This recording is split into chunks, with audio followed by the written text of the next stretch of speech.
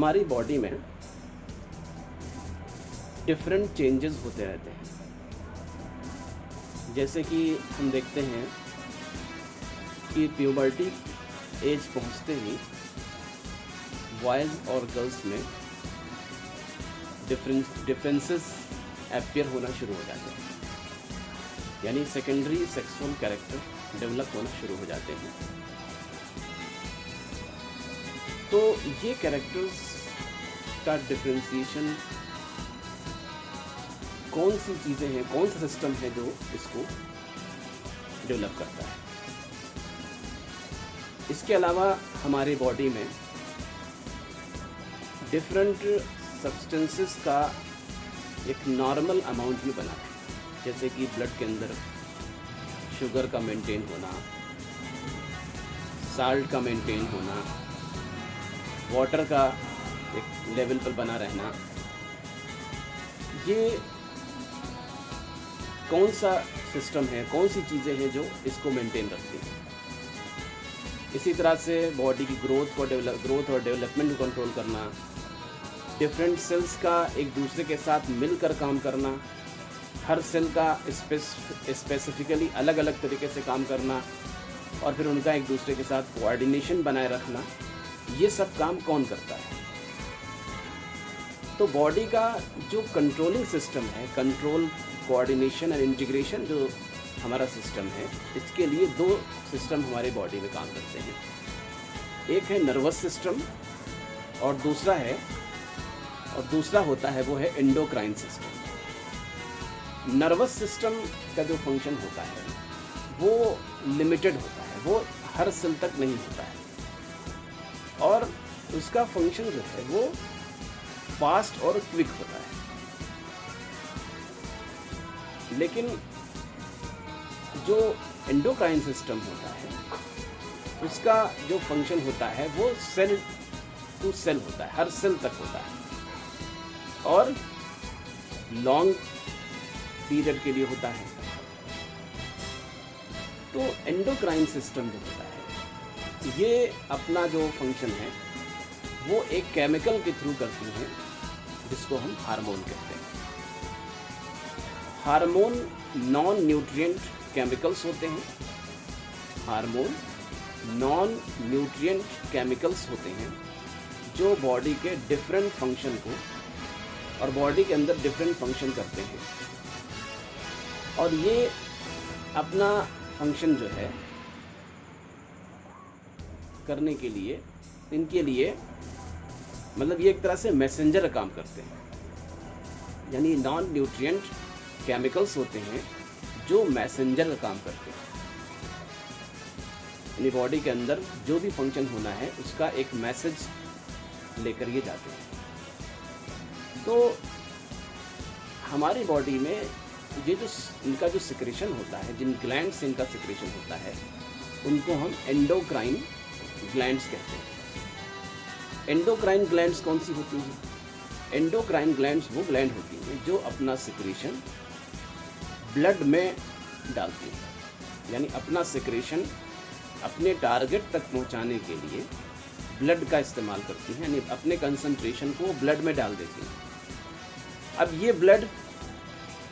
अब ये hormone blood के थ्रू जो है अपने टारगेट तक पहुंचता है।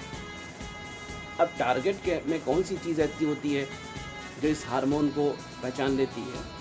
तो हर टारगेट पर हर हार्मोन के अपने अपने रिसेप्टर्स होते हैं। जिस टारगेट का जो हार्मोन होता है उसके वहाँ पे रिसेप्टर होते हैं। जब ब्लड सर्कुलेट करता हुआ उस टारगेट तक पहुँचता है तो वहाँ के रिसेप्टर उसको रिसीव कर लेते हैं।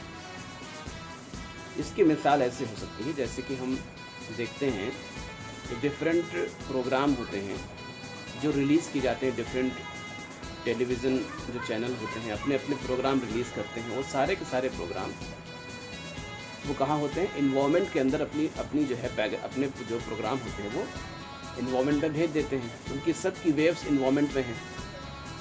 लेकिन क्या होता है कि हम जो चैनल चाहते हैं जब वो लगाते हैं तो उसके प्रोग्राम वहाँ पे रिसीव हो जाते हैं। तो ऐसे ही जो है ब्लड के अंदर हार्मोन सर्कुलेट होता रहता है। और जहाँ पर इसका टारगेट होता है, जहाँ के इसके रिसेप्टर होते हैं, वहाँ पे ये रिसीव हो जाता है। ऐसे तो एंडोक्राइन सिस्टम के अंदर एंडोक्राइन ग्लैंड आती हैं। एंडोक्राइन ग्लैंड वो ग्लैंड होती हैं जो अपने सिक्रेशन को टारगेट तक पहुंचाने के लिए ब्लड का इस्तेमाल करती हैं, यानी ब्लड के थ्रू अपने सिक्रेशन को यानी अपने हार्मोन को टारगेट तक पहुंचाती हैं।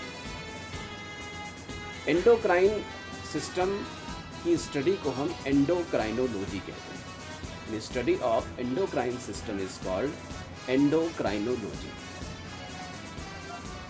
दूसरी तरह की जो ग्लैंड होती हैं जो अपने सिक्रेशन को टारगेट तक पहुंचाने के लिए ट्यूब का इस्तेमाल करती हैं, डक्ट का इस्तेमाल करती हैं, उनको हम एक्सोक्राइन ग्लैंड्स कहते हैं। जैसे कि सलाइवरी ग्लैंड्स होती हैं, टीयर्स ग्लैंड होती हैं, लैक्राइमल ग्लैंड्स इन्हें कहते हैं, या स्वेट ग्लैंड होती हैं।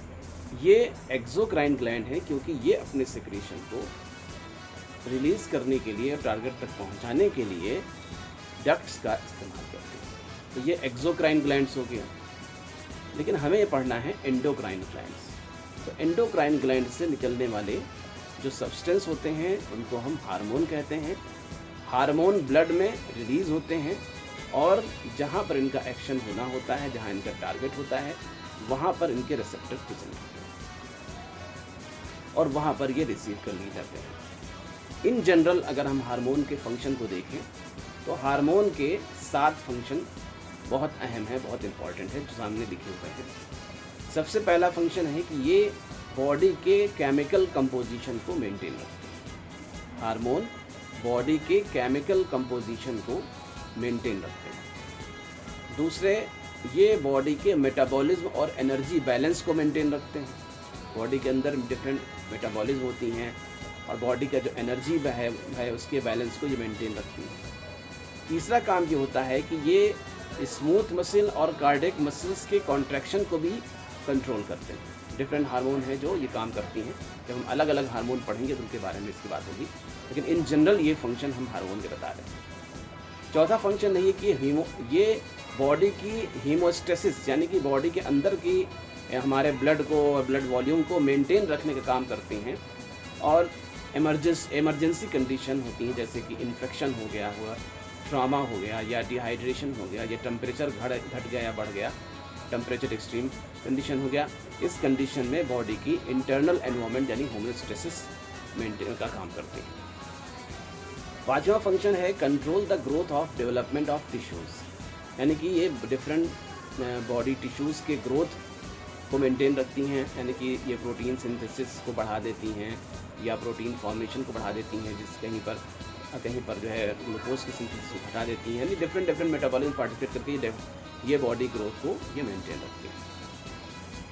छठा फंक्शन है कि ये इम्यून सिस्टम की एक्टिविटीज़ को जो है भी कुछ हद तक ये मेंटेन रखती हैं, रेगुलेट करती हैं। और सातवां फंक्शन जो होता है वो है ये बेसिक प्रोसेस ऑफ रिप्रोडक्शन, जो हम रिप्रोडक्शन होता है उसकी बेसिक प्रोसेस, जैसे कि गैमीट फॉर्मेशन है यानी स्पर्म का फॉर्मेशन है, ओवम का फॉर्मेशन है, इनके फॉर्मेशन को ये कोऑर्डिनेट करती हैं। फर्टिलाइजेशन को कोऑर्डिनेट करना, इसके अलावा डिलीवरी को जो है कंट्रोल और रेगुलेट करना, और इसके अलावा ये फीटस के नरिशमेंट को भी मेंटेन रखती हैं, या कि फीटस का नरिशमेंट, उसके बाद जब फीटस जो है वो बर्थ हो जाता है, बर्थ के बाद उसका मिल्क जो यानी उसका लैक्टेशन, इसको मेंटेन रखना, ये सब हार्मोन का ही काम होता है। तो ये हार्मोन और एंडोक्राइन सिस्टम की जो है वो इंट्रोडक्शन हुआ है।